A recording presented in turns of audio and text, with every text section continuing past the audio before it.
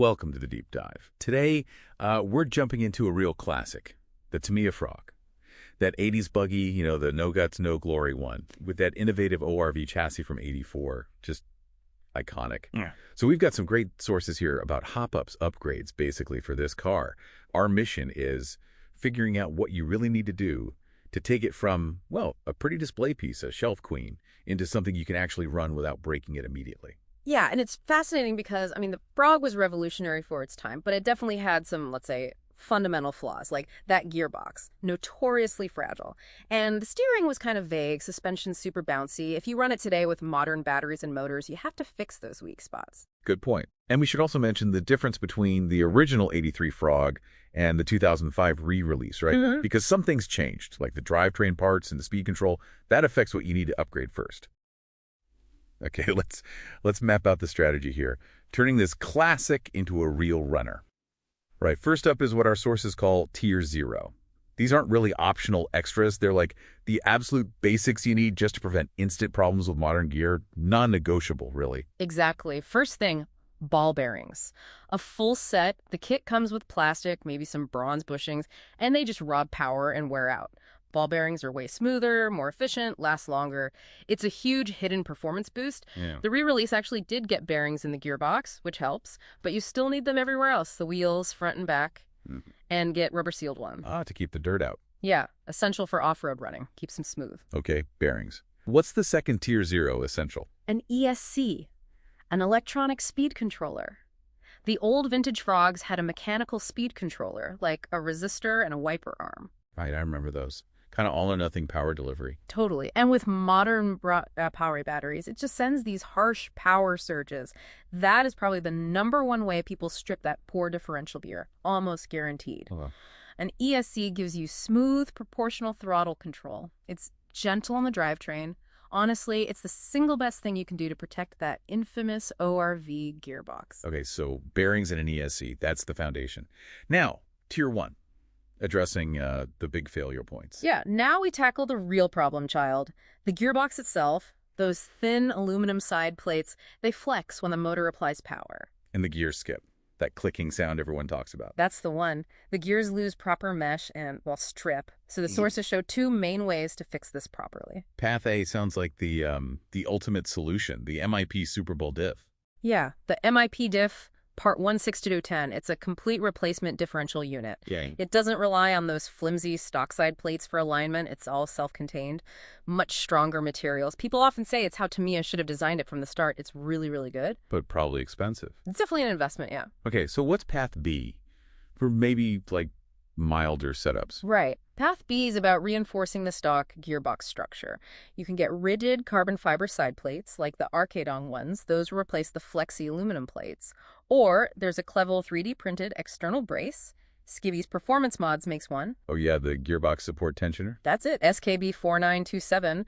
People seem to love that one, call it a game changer. It basically holds everything together from the outside. So the choice kind of depends. If you're running a hotter motor, maybe the MIP is the way.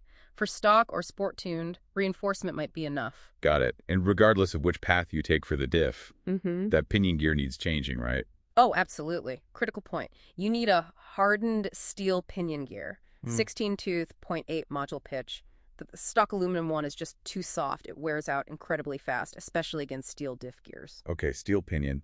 And what about the drive shafts on the re-release? You mentioned those. Yeah, the rere kit comes with dog bones. They tend to chatter and can pop out under power or suspension movement. Upgrading to CVD's constant velocity drive shafts, like the XTRA Speed Steel ones, part XSTA 29121, is a massive improvement.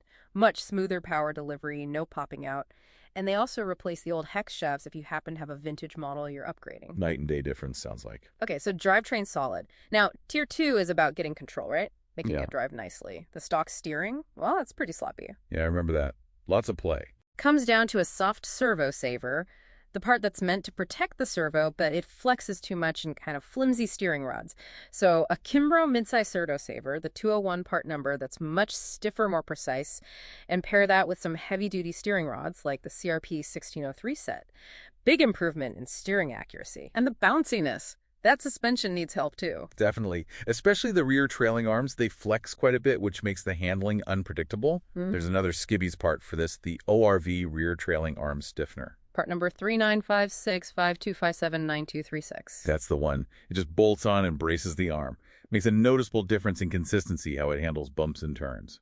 Okay, so foundation done, weak spots fixed, control improved. Now we're into tier 3, durability, and finally, performance boosts. Exactly. Now that it won't immediately self-destruct or fly off the track, you can make it tougher and faster. Things like better bumpers.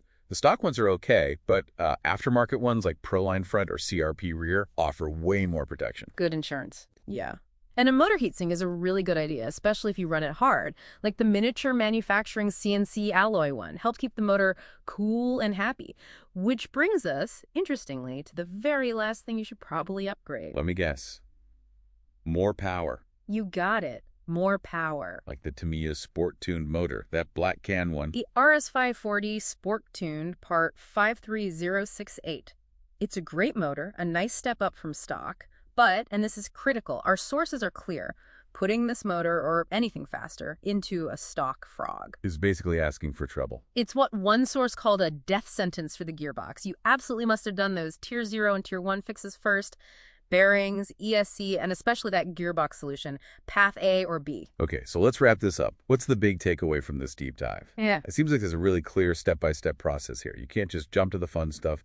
Build the foundation first, fix the known breaking points, get the handling sorted, make it durable. And then, only then, do you add more speed. It's a logical progression. Following that path really transforms the frog. It goes from being this, fragile classic that you're almost afraid to run into a genuinely fun, robust buggy that can actually handle being driven properly today. Yeah, it means that whole no guts, no glory thing isn't just about hoping it survives the run. You can actually enjoy it. So think about this methodical approach. What really stands out to you from digging into the frog's upgrade path? And maybe think about this. What classic item, could be anything in your life, could maybe benefit from that same kind of strategic, step-by-step improvement plan?